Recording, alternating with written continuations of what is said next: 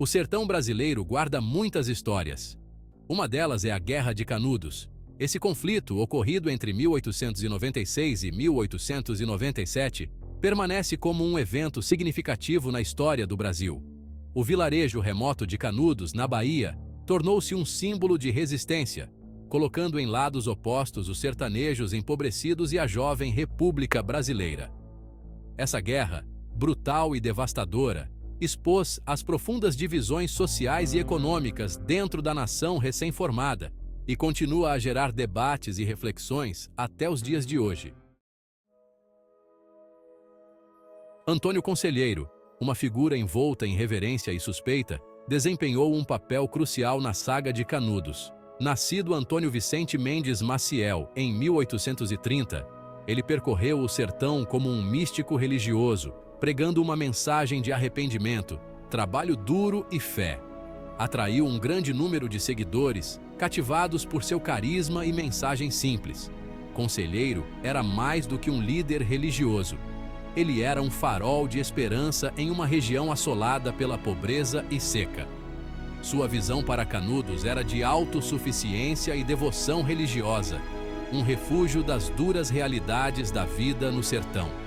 A comunidade que ele fundou em 1893, perto da fazenda abandonada de Canudos, cresceu rapidamente. Tornou-se um santuário para os pobres, camponeses sem terra e aqueles desiludidos com a recém-instaurada República. O rápido crescimento de Canudos e os ensinamentos pouco ortodoxos de Antônio Conselheiro não passaram despercebidos pela recém-proclamada República Brasileira. O governo, ainda consolidando seu poder após a derrubada da monarquia, via Canudos com suspeita. Espalhavam-se rumores de que os seguidores de Conselheiro estavam acumulando armas e rejeitando a autoridade da República. Embebida em ideais positivistas que enfatizavam a ordem e o progresso, a República via Canudos como uma ameaça ao seu projeto de modernização. Fazendeiros locais, ameaçados pelo êxodo de trabalhadores para Canudos, pressionaram o governo a agir, retratando Conselheiro como um fanático perigoso e seus seguidores como uma ameaça à ordem social. A resposta do governo à suposta ameaça de Canudos foi rápida e brutal, com o lançamento de uma série de expedições militares para esmagar a comunidade. A primeira expedição militar contra Canudos, lançada em novembro de 1896, foi um fracasso retumbante. Comandada pelo tenente Pires Ferreira, a força de 100 homens subestimou completamente a determinação dos habitantes de Canudos.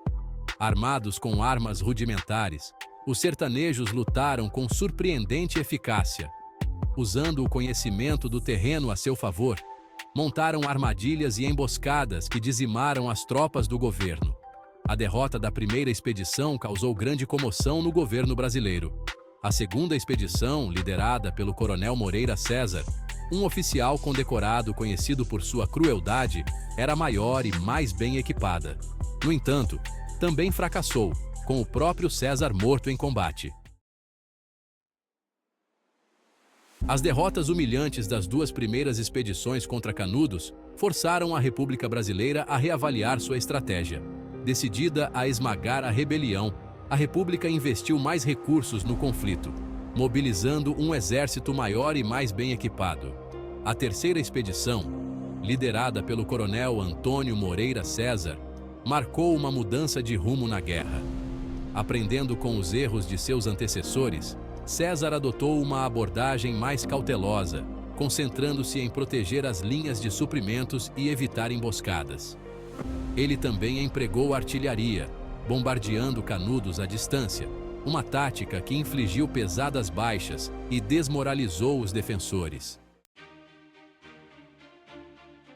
O longo cerco de Canudos transformou a comunidade em um poderoso símbolo de resistência contra a opressão e a injustiça.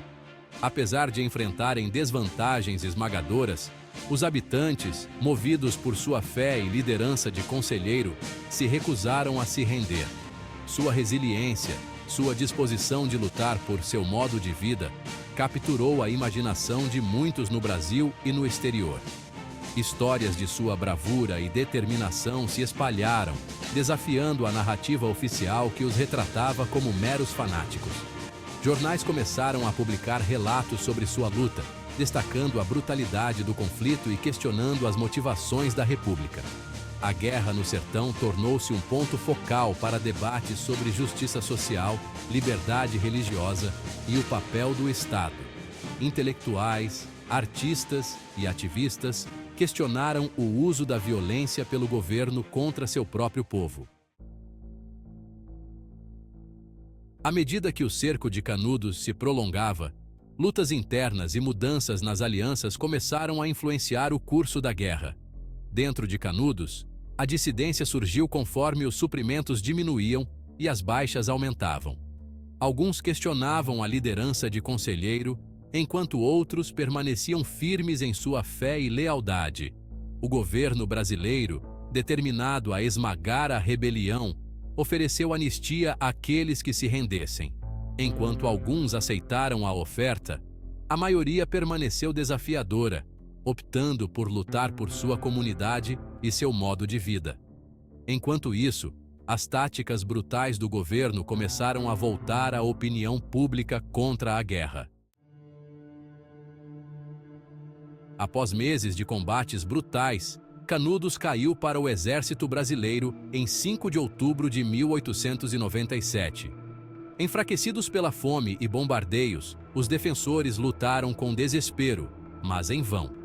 A queda de Canudos marcou um fim trágico para um conflito que cativou a nação. As tropas desencadearam uma onda de violência sobre a comunidade derrotada. Homens, mulheres e crianças foram massacrados, suas casas arrasadas. Poucos foram poupados no ataque final, e a comunidade foi reduzida a ruínas. As cicatrizes físicas da Guerra de Canudos podem ter se apagado com o tempo, mas o evento deixou uma marca indelével na alma brasileira. O sertão, antes um símbolo de sofrimento e resiliência, tornou-se sinônimo de tragédia e das consequências brutais da desigualdade social. O governo, ansioso para apagar a memória de sua própria brutalidade e o desafio que Canudos representava, tentou suprimir os relatos do conflito. No entanto, as histórias de Canudos, passadas de geração em geração, recusaram-se a ser silenciadas. Elas viveram em histórias orais, canções folclóricas e na memória coletiva do povo, garantindo que os sacrifícios daqueles que lutaram e morreram não fossem esquecidos. A Guerra de Canudos também provocou uma onda de introspecção entre intelectuais e artistas brasileiros. O legado de Canudos se estende muito além das fronteiras daquela pequena comunidade remota no sertão brasileiro. Serve como um lembrete severo da luta duradoura por justiça social, liberdade religiosa e os direitos dos marginalizados. Os ecos desse conflito continuam a ressoar na sociedade brasileira contemporânea. Canudos serve como um conto de advertência sobre os perigos do poder estatal desenfreado, desigualdade social e intolerância religiosa. Isso nos lembra que a busca pelo progresso e modernização não deve ocorrer às custas dos direitos humanos e da dignidade. A Guerra de Canudos, apesar das tentativas do governo brasileiro de apagá-la da história, tornou-se profundamente arraigada na memória coletiva da nação. Serve como um lembrete constante das lutas dos marginalizados, dos perigos da autoridade desenfreada e do poder duradouro da fé e da resistência. Além de relatos históricos e análises acadêmicas, Canudos foi imortalizado na literatura, no cinema e na música brasileira. Os Sertões, de Euclides da Cunha, continua sendo uma pedra angular da literatura brasileira, oferecendo uma crítica contundente às forças sociais e políticas que levaram à tragédia. A história de Canudos foi adaptada para inúmeros filmes, dando vida ao conflito para um público mais amplo. Essas representações cinematográficas geralmente exploram temas de injustiça social, fervor religioso, e o custo humano da guerra, consolidando ainda mais o lugar de Canudos na consciência nacional. Os ecos da Guerra de Canudos reverberam pela história brasileira, um lembrete severo das complexidades do passado da nação e do legado duradouro da injustiça social.